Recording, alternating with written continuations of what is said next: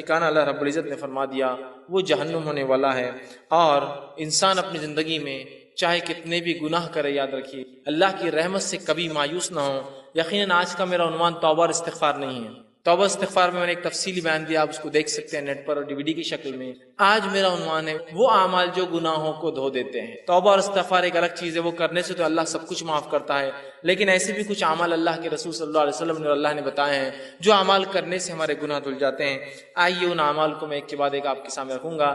ایسے کم و بیش 25 اعمال آج میں آپ کے سامنے رکھوں گا، 25، جس میں رسول اکرم صلی اللہ علیہ وسلم نے بہت زیادہ تعداد میں کیے گئے گناہ معاف کرنے کی بات کی، کچھ لمیٹڈ گناہ معافی کی بات ہوئی، اور کچھ گنتی کے گناہ معافی کی بات ہوئی کہ 100 گناہ یا اس طرح سے۔ تو میں آج آپ کے سامنے رکھوں گا، اور آخر میں 26واں ایک عمل ایسا رکھوں گا جو عمل ویسے ساری انسانیت کے لیے ہے، وہ مسلمانوں کے لیے نہیں، یاد رکھے، لیکن باقی مسلمانوں سے ہٹ کر دوسرے انسانوں کے لیے اگر وہ لوگ وہ عمل کریں گے تو ان کے بھی اگلے پچھلے سارے گناہ معاف ہو جائیں گے۔ وہ 26واں اور آخری عمل ہوں گا جو مسلمانوں کے لیے نہیں ہوں گا، غیر مسلم بھائیوں کے لیے ہوں گا ہمارے، تاکہ وہ بھی اگر کرتے ہیں تو ان کے گناہ بھی معاف ہو جاتے ہیں۔ بہرحال تو میں آپ کے سامنے آج 25 اعمال ایسے رکھوں گا جن اعمال کے کرنے پر گناہ کے معافی کی خوشخبریاں دی گئی ہیں، لیکن گناہ کے معافی کی خوشخبریاں اس شخص کے لیے ہرگز نہیں ہے جو اب اعمال کو سن کے یہ سوچے کہ اب تو گناہ کرنے کا لائسنس مل گیا، اس لیے کہ اب گناہ معاف ہونے کا طریقہ معلوم ہو گیا۔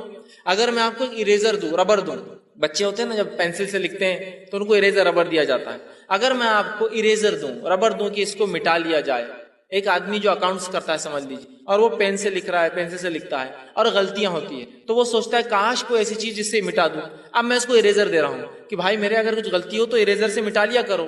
اب اس نے کیا سمجھا معلوم آپ کو؟ اریزر جب آ گیا اس کے بعد اس کو لگا کہ اب غلطیاں کرنا چاہیے، اس لیے کہ اریزر ہاتھ میں آ گیا ہے، جبکہ اریزر ربر اس لیے دیا گیا تھا غلطی ہو جائے تو مٹا لو۔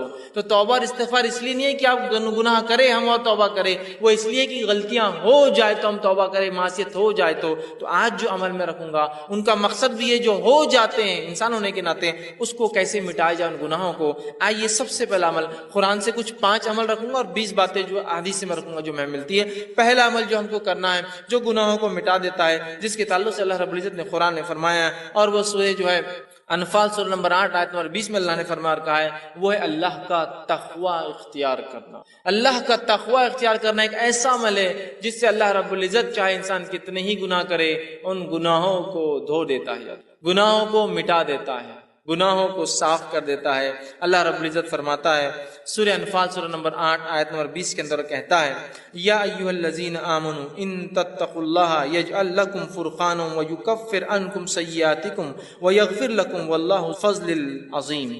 دیکھیے اللہ رب العزت نے کیا فرمایا اور کہا، یا ایھا الذین آمنوا، اے وہ لوگوں جو ایمان لائے ہو، تم اگر اللہ کا تقوی ڈر اختیار کرو گے، اللہ کا پاس و لحاظ اختیار کرو گے تو ہم تمہیں ایک فرق کرنے والی چیز عطا کریں گے، فرقان عطا کریں گے، فرق کرنے والی چیز عطا کریں گے۔ وَيُكَفِّرْ عَنْكُمْ سَيِّئَاتِكُمْ، اور تم سے تمہارے گناہوں کو معاف کر دیں گے۔ وَيَغْفِرْ لَكُمْ، اور تمہاری مغفرت کر دیں گے۔ وَاللَّهُ ذُو الْفَضْلِ الْعَظِيمِ، اور اللہ بہت بڑے فضل کا مالک ہے۔ تو دیکھیے جو تقوی اختیار کرتا ہے، اللہ کا تقوی کا معنی ہوتا ہے پاس و لحاظ رکھنا، عام معنی ڈر ترجمہ ہوتا ہے، لیکن پاس و لحاظ رکھنا بھی ایک معنی ہے کہ جس رب نے مجھے پیدا کیا اس کا پاس و لحاظ رکھوں، اس کا خیال۔ جیسے کہ آپ سواری میں سوار ہیں، بس میں سوار ہیں، ایک بوڑھا آدمی آتا ہے تو آپ اس کو اپنی جگہ دیتے، کیوں؟ اس کی عمر کا پاس و لحاظ رکھتے ہیں آپ۔ تو اسی طرح اللہ کا تقوی مانے میرے رب نے مجھے پیدا کیا، اس کا میں پاس و لحاظ رکھوں اور جو وہ کہتا ہے وہ کروں، جس سے روکتا ہے اس سے رکوں۔ تو کہا جو اللہ کا ڈر اختیار کرے گا، ایمان والو تم اگر اللہ کا ڈر اختیار کرو تو میں تمہیں ایک فرقان، فرق کرنے والی چیز عطا کروں گا، اور تمہارے گناہوں کو معاف کر دوں گا، اور جو ہے تمہاری مغفرت کر دوں گا، اور اللہ جو ہے بڑے فضل کا مالک ہے، اللہ رب العزت نے بیان کی۔ تو اس چیز کو ہمیں سمجھنے کی بے انتہا ضرورت ہے۔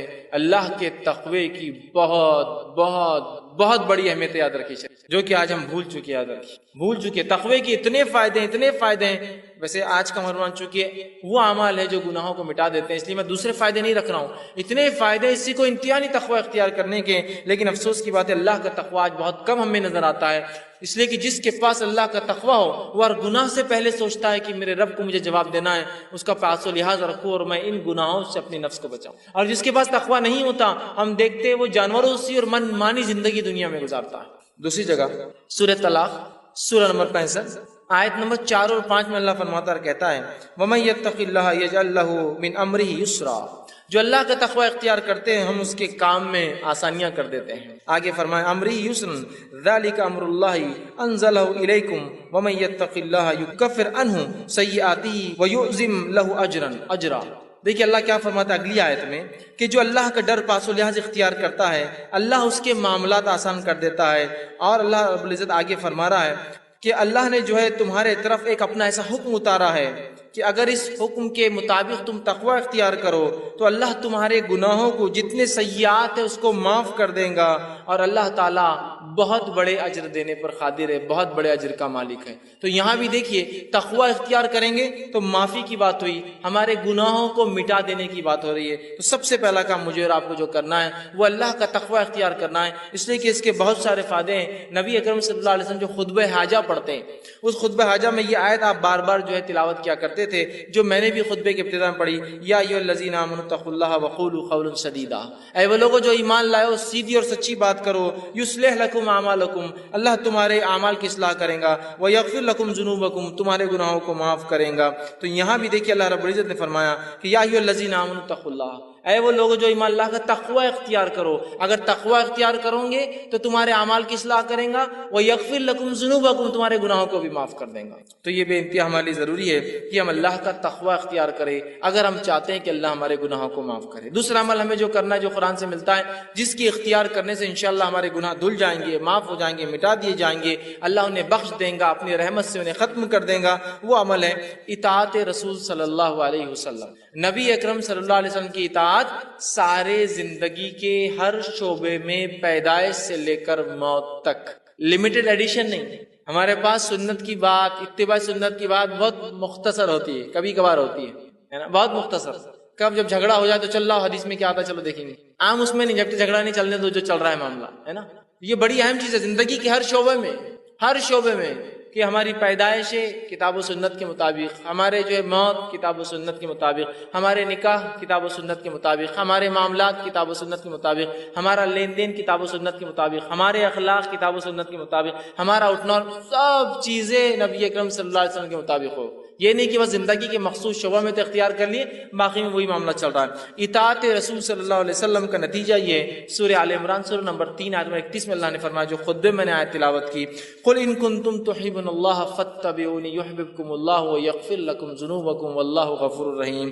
اے نبی کہہ دیجئے، قل ان کنتم تحبون اللہ، اگر تم اس کا دعویٰ کرتے ہو کہ تم اللہ سے محبت کرتے ہو، فاتبعونی، تو تمہیں، اے نبی کہہ دیجئے لوگوں سے، اگر تم دعویٰ کرتے ہو اللہ کی جو ہے محبت کا تو میری اتباع کے سوا کوئی چارہ نہیں ہے۔ نبی کو کہا جا رہا ہے کہو وَيَغْفِرْ لَكُمْ ذُنُوبَكُمْ، اور جو نبی کی اتباع کریں گا اللہ اس کے گناہوں کو معاف کر دیں گا، واللہ غفور الرحیم، اللہ بہت زیادہ بخشنے والا اور رحم کرنے والا ہے۔ تو یہاں دیکھیے بات واضح ہو رہی ہے، اور ایسی کئی آیتیں، سینکڑوں آیتیں قرآن میں کہ نبی کی اتباع کرنے والے کے گناہ معاف ہو جاتے ہیں، اور نبی کی موجودگی میں تیز آواز سے بات کرنا بھی اعمال کو برباد کرنے کے لیے اور جہنم میں جانے کے لیے کافی ہوتا ہے۔ دونوں ہی بات یاد رکھیں، نبی کی اتباع گناہوں کو معاف کر دیتی ہے، اور نبی کی نافرمانی اس حد تک کہ نبی کے موجودگی میں تیز آواز سے بات کرنا بھی انسان کے جو ہے گناہوں کو معاف کر دے، جو ہے انسان کے جو ہے نیکیوں کو، اگر نبی کی موجودگی میں تیز آواز سے بات بھی کرے تو اس کی نیکیاں برباد ہو جاتی ہے، یاد رکھیے، اس کے نام عمل خالی ہو سکتا ہے۔ سورہ جو ہے حجرات اٹھا کر آپ دیکھیے، ابتدائی آیت ہے اسی پر ہے، نبی کی موجودگی میں تیز آواز بھی نہیں کرنا ہے، یاد رکھیے، یہ بات بڑی اہم ہے۔ اور نبی کے ادب میں ایک چیز یہ بھی یاد رکھیے، نبی کے ادب میں یہ چیز شامل ہے کہ نبی کا نام لے کر نہ پکارا جائے۔ اللہ رب العزت نے اپنی کتاب میں رسول اکرم صلی اللہ علیہ وسلم کو صرف 4 بار نام سے پکارا ہے۔ ایک بار تذکرہ تو عیسیٰ علیہ السلام کے واقعے میں ہو کہ عیسیٰ علیہ السلام نے بشارت دی کہ میرے بعد ایک نبی آئیں گے جس کا نام احمد ہوگا، واقعے کو چونکہ اس میں تذکرہ ہے، 4 بار نام لیا، صرف 4 آیتیں صرف۔ اس کے بعد جو اللہ رب العزت نے یا ایھا الرسول، یا ایھا النبی، یا مدثر، یا مزمل، ہے نا، نام لیا۔ ادب ہے، ان لوگوں کو غور سے سننا چاہیے جو دھڑلے سے چلا کر یا محمد یا محمد کتنی بار بول رہے ہیں، یہ ادب ہے نبی کا، اور پتہ نہیں گا رہے ہیں اس کو، پتہ نہیں گانے میں 1000 بار وہ نام آ رہا ہے۔ نبی اکرم صلی اللہ علیہ وسلم کا نام آنے پر آپ پر درود بھیجنا ہم پر واجب ہے، تو اللہ عزت کر رہا ہے اپنے نبی کی، اور اللہ نے نام بہت مختص 4 ہی بار لیا صرف اپنے نبی کا. یہ ادب ہے نبی کا، یاد رکھیں. صحابہ بھی اللہ کے رسول صلی اللہ علیہ وسلم کو نام سے نہیں پکارتے تھے. یہ بات سن. تو اطاعت رسول اتنی اہم چیز ہے کہ اطاعت کرو گے جنت میں جاؤ گے، گناہ معاف ہوں گے. اطاعت نہیں کرو گے، صرف نبی کی موجودگی میں تیز آواز بھی کرو گے، تو اپنے نام اعمال کو جو ہے خالی پاؤں گے روز قیامت نیکیوں سے. تو نبی کی اطاعت، فرما برداری، یہ بڑی اہم چیز ہے. صحیح بخاری کی روایت ہے، نبی اکرم صلی اللہ علیہ وسلم فرمایا کہا کل امتی یدخلون الجنۃ الا من ابا، میرے سارے کے سارے امتی جنت میں جائیں گے سوائے ان کے جو انکار کر دے. سوال ہوا، پوچھا گیا قیل من ابا یا رسول اللہ، اے اللہ کے رسول صلی اللہ علیہ وسلم کون انکار کریں گا جنت میں جانے سے؟ فرمایا قال من اتانی دخل الجنہ، جس نے میری اطاعت کی وہ جنت میں جائیں گا. ومن عصانی فقط ابا، جس نے میری نافرمانی کی اس نے خود جنت سے انکار کر دیا دنیا کے اندر. بڑی اہم باتیں یاد رکھیے. تو ہم اطاعت رسول کو اپنے اوپر لازم جان لے اور ہر زندگی کے شعبے میں یاد رکھیں. تیسرا وہ کام جس کے کرنے سے انشاءاللہ اللہ ہمارے گناہوں کو معاف کرے گا، ہم کو پاک کر دے گا، صاف کر دے گا، وہ ہے کبیرہ گناہوں سے اپنی نفس کو بچانا. قرآن میں اللہ رب العزت فرماتا ہے سورہ نساء سورہ نمبر 4 آیت نمبر 31 میں، اور کہا ان تجتنبوا کبائر ما تنہون عنہ نکفر عنکم سیئاتکم وندخلکم مدخلا کریما. کہ اللہ فرماتا ان تجتنبوا کبائر، کہ اگر تم کبیرہ گناہوں سے اگر بچتے رہو جس سے تمہیں روکا گیا ہے، نکفر عنکم سیئاتکم، تو ان کبیرہ گناہوں سے بچنے کی بنیاد پہ ہم تمہارے گناہوں کو دوسرے معاف کر دیں گے. پتہ چلا کہ کبیرہ گناہوں سے بچنا ضروری ہے اگر صغیرہ گناہوں کو ہم معاف کروانا چاہتے ہیں تو. اس لیے کہ کبیرہ گناہ کے لیے تو توبہ لازم ہے، بچنا بھی ضروری ہے تاکہ صغیرہ گناہ معاف ہو. تو کہا اگر تم کبائر سے بچتے رہو تو ہم تمہارے صغائر چھوٹے گناہوں کو، دیگر گناہوں کو، دیگر معاملات کو انشاءاللہ معاف کر دیں گے. تو یہاں کہا کہ اگر تم بچتے رہو کبائر سے جس سے روکا گیا تو ہم معاف کر دیں گے، تم سے ہٹا دیں گے سیئاتکم تمہارے گناہوں کو. فرمایا وندخلکم مدخلا کریما، اور عزت کی جگہ مطلب جنت میں تمہیں ہم داخل کر دیں گے. تو ہمیں اگر اللہ سے ہم چاہتے ہیں کہ ہمارا صغیرہ گناہ معاف ہو تو کبیرہ گناہوں سے ہمیں اپنے آپ کو بچانا ہے. صحیح مسلم کی روایت ہے، ابو ہریرہ رضی اللہ عنہ حدیث کے راوی فرماتے ہیں، غور سے سنیے. آپ نے فرمایا 5 نمازیں جمعہ سے لے کر جمعہ تک اور رمضان سے لے کر رمضان تک، مطلب ایک نماز سے دوسری نماز، ایک جمعہ سے دوسرا جمعہ، ایک رمضان سے دوسرے رمضان تک، آپ فرما رہے ہیں رمضان المبارک تک اپنے درمیانی گناہ جو وقفے میں ہوتے ہیں ان کو معاف کروا دیتے ہیں. ایک نماز سے دوسری نماز کی جو گناہ ہوتا ہے وہ معاف کروا دیتی ہے. ایک جمعہ سے دوسرا جمعہ آدمی جب تک پڑھتا ہے تو وہ جمعہ سے جمعہ تک ایک آنے والا جمعہ پچھلے گناہوں کو معاف کر دیتا ہے، اور ایک رمضان سے اگلے رمضان آنے تک جب انسان اس میں اچھے عمل کرتا ہے تو اللہ اس کے گناہوں کو سال بھر کے مطلب ڈیلی، ویکلی اور ایئرلی گناہ کیسے معاف ہوتے بتایا جا رہا، نماز سے نماز، جمعہ سے جمعہ، رمضان سے رمضان. تو آپ نے فرمایا گناہ معاف ہو جاتے ہیں، مطلب یہ معاف کروا دیتے ہیں. معاف کرنے والے نہیں، گناہوں کو دور کرنے والے عمل، بس شرط ہے کہ اب یہ تینوں کب ورک کریں گے، کنڈیشن اپلائیڈ. نماز سے نماز کب گناہوں کو معاف کروائیں گی، جمعہ سے جمعہ کب گناہوں کو معاف کروائیں گا، رمضان سے رمضان کب گناہ معاف ہوں گے. آپ نے فرمایا بس شرط ہے کہ کنڈیشن اپلائیڈ ہے کہ کبیرہ گناہوں سے بچتا رہے. ہوں گے بچنا ضروری ہے، نہیں ہوں گے تو پھر انسان کہاں بچیں گے. بچنا ضروری ہے. میں کبیرہ گناہوں سے اپنی نفس کو بچاتا رہتا ہوں تو لہٰذا میرے صغیرہ بھی معاف ہو جائے. ایک نماز سے دوسری نماز، ایک جمعہ سے دوسرا جمعہ، ایک رمضان سے دوسرا رمضان، تب معافی ہوں گی جب ہم کبیرہ گناہوں سے بچتے رہے. ورنہ بہت سارے لوگ ہوتے ہیں، یہ ہم لوگ ان باتوں کو سن لے جو حدیث میں آ رہی ہے، بہت اچھی باتیں، اور کبیرہ گناہ سے نہ بچے تو پھر یہ باتیں معافی نہیں دلوانے والی، اس لیے کہ کبیرہ گناہ جو ہے بغیر توبہ کے معاف نہیں ہوتے ہیں. اسی طرح چوتھا عمل جو قرآن میں آتا ہے کہ جو انسان اگر اختیار کرے تو اس کے گناہ پچھلے معاف ہو سکتے ہیں. جو خطا کاریاں، جو اس نے جو ہے برے کام، جو سیاہ اعمال وہ کر چکا ہے جس سے اس کی زندگی پہ دھبے لگے ہیں اور وہ اگر آخرت میں چلا جائے اس کا رب معاف نہ کرے تو وہ جہنم میں جائیں گا، وہ ہے سچائی کو اختیار کرنا، صدق کو اختیار کرنا، سچ کو اختیار کرنا. اس لیے کہ اللہ رب العزت نے سچ اختیار کرنے کے فائدے جو بتائے اس میں سے ایک فائدہ یہ ہے کہ گناہ کو معاف کر دیتا ہے. اللہ رب العزت قرآن میں یوں فرماتا ہے، اور سورہ جو زمر کی آیت ہے، سورہ نمبر جو 39 اور اس آیت نمبر 34 اور 35 میں اللہ نے کہا فرمایا والذی جاء بالصدق وصدق به اولئک هم المتقون، کہ اللہ نے فرمایا کہا اور جو لوگ سچے دین لائے اور جو سچائی کو جانے اس پر عمل کرے یہی لوگ نیکوکار ہے، پارسا ہے، صاف ستھرے لوگ ہیں۔ لہم ما یشاؤون عند ربہم ذلک جزاء المحسنین، اور ان کے رب کے پاس وہ جو چاہیں گے ان کو وہ دیا جائے گا، یہ محسنین کے لیے، نیک کرنے والوں کا بدلہ ہے۔ لیکفر اللہ عنہم اسوأ الذی عملوا، اور ان کو جو وہ چاہیں گے وہ ملیں گا، اور اللہ ان سے معاف کر دے گا جو گناہ ہوتے ہیں، جو اعمال میں انہوں نے کیے ہیں۔